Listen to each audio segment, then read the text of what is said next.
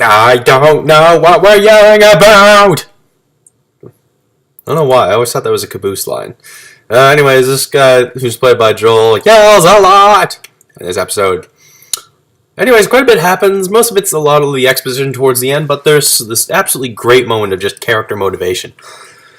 Where to start? Alright, so it starts off with, Ruby's on watch, just debating what to do, whether to pick off monsters along the way, but she decides not to. Meanwhile, Yang, Wise, and Blake, Wise, Blake, and Yang, they're all they can't sleep. They're all talking about basically motivation. They're just curious why Professor, asked them, like, what was your reason? And then it's unique. We actually start to learn, like, what exactly their motivations are more specifically. Yang really just kind of went for it, really. She just wanted to do it just out of, that's what everyone else was doing. As opposed to, say, Ruby, who always wanted to be it. She wanted to be the hero's inner story. She wanted to do what was right, mainly because it's right, and that's the only reason you need. And it's this great moment where they all just sort of realize that, yeah, being a huntress, it's not about the glory, really. It's just about doing what's right for everyone and leaving it at that. No glory, no credit, no nothing. Just doing what's right because it's right, and that's the only reason you really need.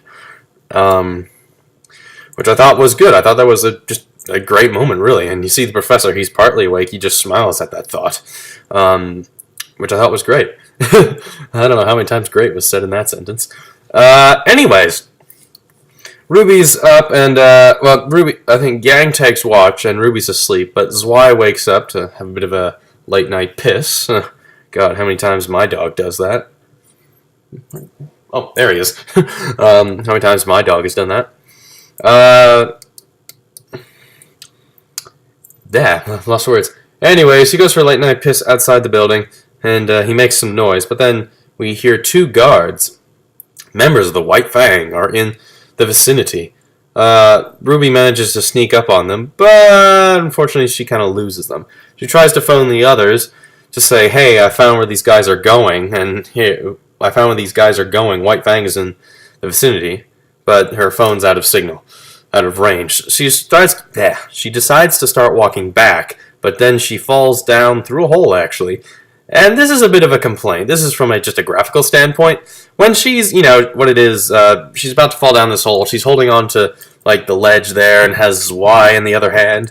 Like, just her face kind of just looked like, just ever so just, like, expression.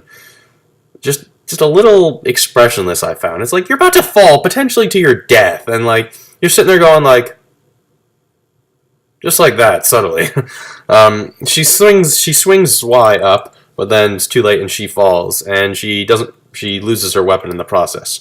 She falls down, who knows how far, probably not very far, because she doesn't get hurt, and she just stands up right away. Okay, yeah, the superhuman stuff mixed with the human stuff, and what their abilities are, and how far they go, is, I don't want to say inconsistent, but very, like, pick and choose type thing. Like, more of just what have we seen. Like, yeah, a fall like that, could she survive that? I don't know. She clearly did. But then in the next scene, when the two guards find her, she tries to just punch the guards, and all it takes is one guard to, like, punch her in the face, and then she's knocked out. I'm like, what? Whatever. Anyway, she gets punched out and dragged back to their boss, where we see Roman. Roman Torchwick is there, leading some sort of operation. They have mechas, and there's apparently two guys were working on a giant bomb of sorts, so who knows what's going to happen. Anyways, Zwei gets back to the others and Yang, and they start to follow Zwei, where they find Ruby's weapon and the Scyther rifle and the hole. And then the professor starts to, this is what I was saying, exposition, starts to give an exposition as to just, well, what potentially did happen. This city failed because, well, one of the reasons was, geographically speaking, it didn't have the natural defenses like the city of Vale had. Maybe like mountain-wise or natural walls, like, natural mountain walls or whatever, canyons or something. This extension of the city didn't have that. And they were constantly attacked by monsters and other such things. a last-ditch effort, and they used the subway systems to get through in there. It lasted for a bit, but not very long.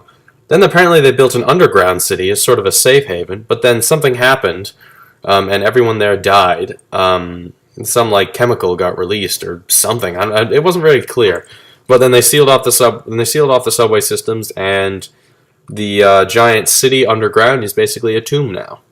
So the professor actually pulls out his weapon, which looks like a giant bat, steel bat or something, and they're like, if Ruby's down there, we will find her. And the episode ends like that. So the stakes are high, and we got 2 episodes left. All right.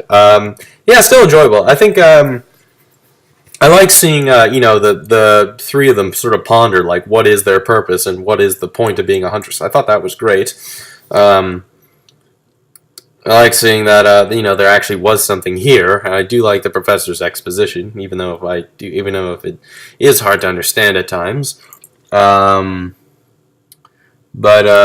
still, just an enjoyable episode nonetheless.